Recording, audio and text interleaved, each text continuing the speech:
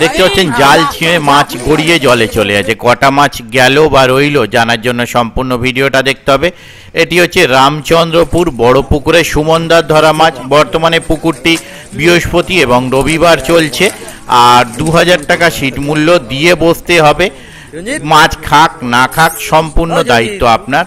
আর সুমনদা বা দু একদিন আগে অন্য কেউ অনেক মাছ পেয়েছে, আগামী দিনে কিরকম কি মাছ খাবে তা আমি বলতে পারবো না। তাই যারা যাবেন অবশ্যই চিন্তা ভাবনা করে বুঝে শুনে নিজের দায়িত্বে যাবেন, আমার কথায় নয়। ধন্যবাদ।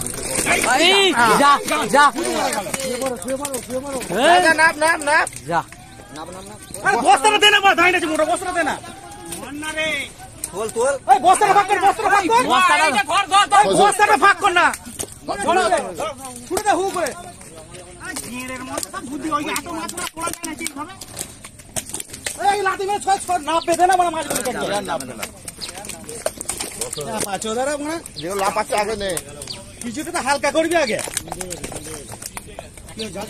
ছিড়বে না আমার লোটো রাখতে পারে।